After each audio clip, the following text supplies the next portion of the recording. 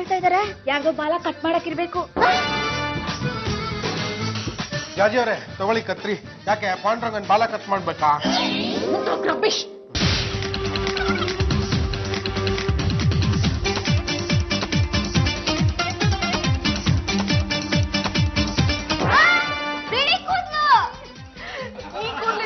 ನನ್ನ ಮಾನ ಮರ್ಯಾದೆ ಎಲ್ಲ ರೋಡ್ ಪಾಲಾಯ್ತು.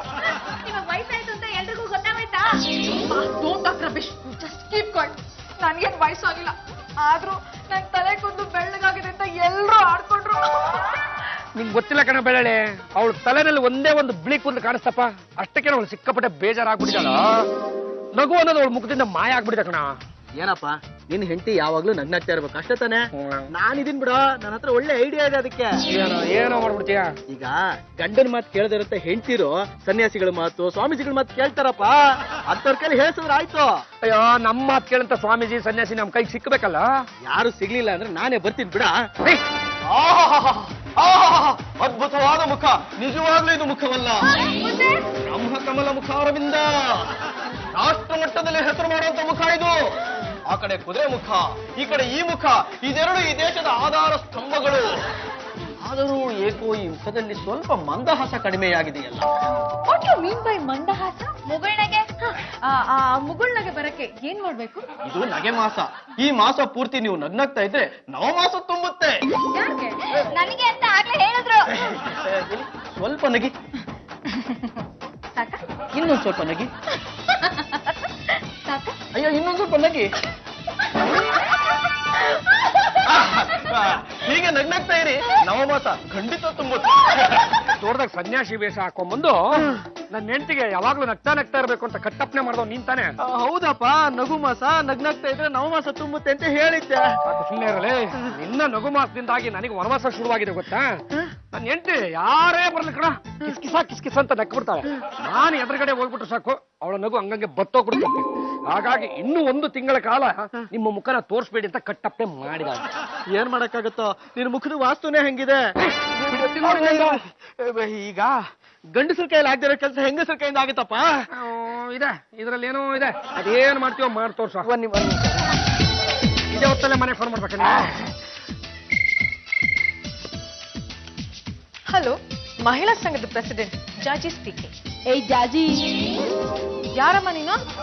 ಏಯ್ ಜಾಜಿ, ನಾನ್ ಯಾರು ಅಂತ ಗೊತ್ತಾದ್ರೆ ನೀನ್ ನಿಂತ ಜಾಗದಲ್ಲೇ ನಡಗಿ ಸತ್ತೋಗ್ಬಿಡ್ತೀಯ ಅಲ್ವೇ? ನೀನ್ ಮಹಿಳಾ ಸಂಘದ ಮೀಟಿಂಗ್ ಅಲ್ಲಿ ಯಾವಾಗ್ಲೂ ಕಿಸ್ಕಿಸ ಅಂತ ನಗ್ತಾ ಇರ್ತೀಯಲ್ಲ, ನಿಂಗೆ ಏನಾರು ದೆವ್ವಾಗಿವೆ ಮೆಟ್ಕೊಂಡಿದ್ಯಾ? ನೀನು ನಕ್ಕಾಗ ಒಂದ್ಸಲ ಕನ್ನಡಿ ನೋಡ್ಕೋ, ಒಳ್ಳೆ ರಾಕ್ಷಸಿ ತರ ಕಾಣಿಸ್ತೀಯ. ಇನ್ನೊಂದ್ಸಲ ಯಾರ್ ಮುಂದಾದ್ರೂ ನಕ್ರೆ ನಿನ್ ಹಲ್ಲು ಉದುರ್ಸ್ಬಿಡ್ತೀನಿ. ಯಾರೇ ನೀವು? ನಾನಾ ಲೇಡಿ ರೌಡಿ ಲೈಲಾ ಲಿಕ್ಕರ್ ವಾಲಿ.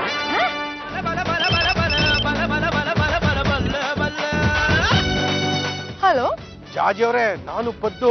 ನಮ್ಮೇಲೆ ಲೇಡಿ ರೌಡಿ ಲೇಲಾ ಲಿಕ್ಕರ್ ವಾಲಿ ತರ ಬಂದು ಕೋಲೆತ್ತಿದ್ದು ಬೇರೆ ಯಾರು ಅಲ್ಲ, ನಾಗ, ಬೆಳ್ಳುಳ್ಳಿ ನಾಗ. ವಾಟ್ ಮೈ ಗಾಡ್, ಇಷ್ಟೊಂದು ಚೀಟಿಂಗ? ಹೇಗಾದ್ರೂ ಮಾಡಿ ಆ ಪಾಂಡ್ರಂಗಂಗೆ ನಾವು ಬುದ್ಧಿ ಕಲಿಸ್ಬೇಕು. Paddu, you do one thing, okay?